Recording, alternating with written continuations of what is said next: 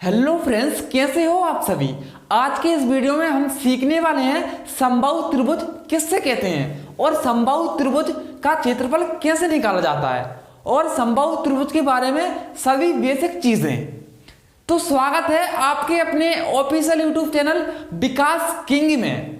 तो चलिए चलते हैं अपनी टॉपिक की ओर बिना टाइम वेस्ट किए। तो सबसे पहले समबाहु त्रिभुज की परिभाषा। ऐसा त्रिभुज जिसकी तीनों भुजाएं समान होती हों उसे समबाहु त्रिभुज कहते हैं। क्या है परिभाषा में?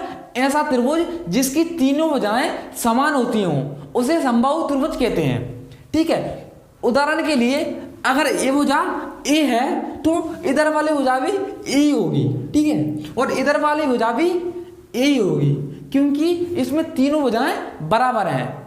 मान के चलो ये 4 है तो ये भी 4 होगी और ये भी 4 होगी। ठीक है, बिल्कुल। अब देखते हैं क्षेत्रफल। समबाहु त्रिभुज का क्षेत्रफल क्या होता है? समबाहु त्रिभुज का क्षेत्रफल होता है इन तीनों रेखाओं से जो घिरा हुआ भाग है, ये 3 रेखाएं है ना, इनसे घिरा हुआ जो भाग है उसे क्षेत्रफल कहते हैं। ये वाला भाग क्या है? क्षेत्रफल।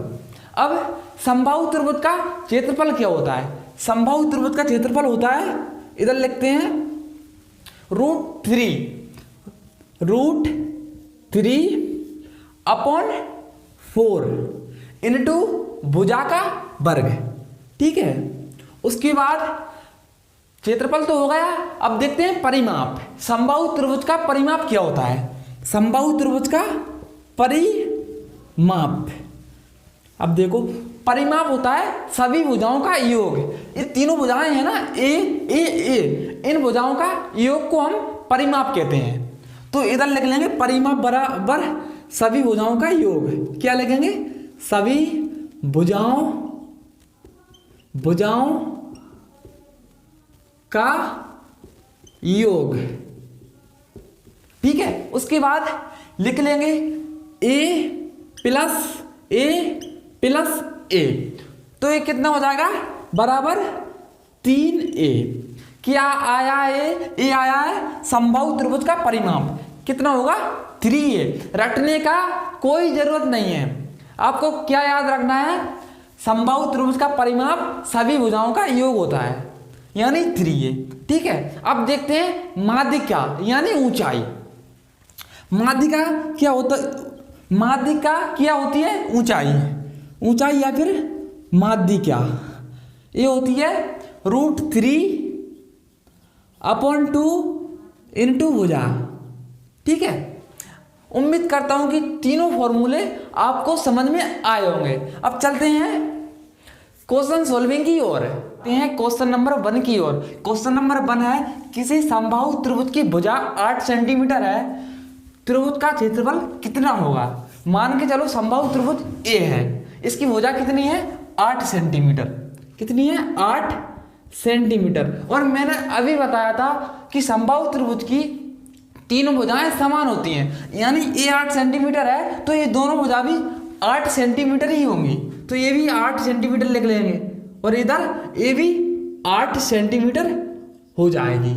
उसके बाद देखते हैं क्या दे रखा है? भुजा दे रखा है। भुजा को किससे रिप्रेजेंट करते हैं? ए से। ए बराबर कितना दे रखा है? ए बराबर 8 सेंटीमीटर, यानी भुजा भी लिख लेंगे इधर। भुजा ए है ना, 8 सेंटीमीटर। उसके बाद समबाहु त्रिभुज का क्षेत्रफल ज्ञात करना है। तो समबाहु त्रिभुज का क्षेत्रफल क्या होता है? समबाहु त्रिभुज का क्षेत्रफल होता है, मैंने जो अभी जस्ट बताया था, क्षेत्रफल यानी एरिया। इसे ए से रिप्रेजेंट करते हैं, है ना। उसके बाद देखो कर्णी 3/4 इनटू भुजा का वर्ग, ये होता है समबाहु त्रिभुज का क्षेत्रफल। भुजा दे रखी है 8 सेंटीमीटर, तो भुजा है ना, उसकी जगह पर 8 रख देंगे, हमारा क्षेत्रफल निकल कर आ जाएगा। तो रखते हैं √3/4। देखो भुजा का वर्ग है तो 8 को 2 बार कर देंगे। ठीक है, 2 बार लिख देंगे, 8 इनटू 8। अब देखिए 4 को 8 से काट देंगे, कितनी बार कटेगा? 2 बार में। 4 दूनी 8, तो ये कितना हो जाएगा? ये हो जाएगा कर्णी 3 ज्यों का तो, ठीक है।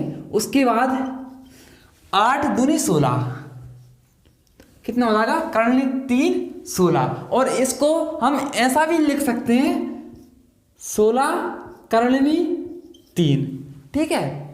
वर्ग सेंटीमीटर, वर्ग सेंटीमीटर, ये इसका आंसर हो जाएगा। चलिए देखते हैं नेक्स्ट क्वेश्चन को। क्वेश्चन नंबर 2, क्वेश्चन नंबर 2 है किसी समबाहु त्रिभुज की भुजा 6 सेंटीमीटर है, त्रिभुज का परिमाप कितना होगा। देखो भुजा दे रखी है कितनी, 6 सेंटीमीटर। ए 6 सेंटीमीटर है तो ए भी 6 सेंटीमीटर होगी, क्योंकि समबाहु त्रिभुज है तो ए भी 6 सेंटीमीटर होगी। अब क्या दे रखा है, भुजा, ए बराबर कितना है, 6 सेंटीमीटर लिख लेंगे। उसके बाद ज्ञात क्या करना है, परिमाप। और परिमाप का सूत्र क्या होता है, सभी भुजाओं का योग, यानी 3a, क्या है 3a। उसके बाद 3 इंटू ए की जगह क्या रखेंगे, 6 सेंटीमीटर, 6 सेंटीमीटर मल्टीप्लाई कर दो, 6 दिया 18, तो कितना आ जाएगा इसका, 18 सेंटीमीटर। एक क्या निकल कर आ गया, परिमाप। कितना इजी है परिमाप, ठीक है, 18 सेंटीमीटर परिमाप आ गया इसका।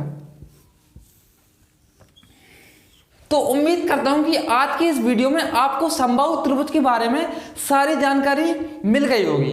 तो आपको वीडियो पसंद आई हो तो वीडियो को लाइक जरूर से कर देना। तो मिलते हैं किसी नेक्स्ट वीडियो में, तब तक के लिए जय हिंद, वंदे मातरम।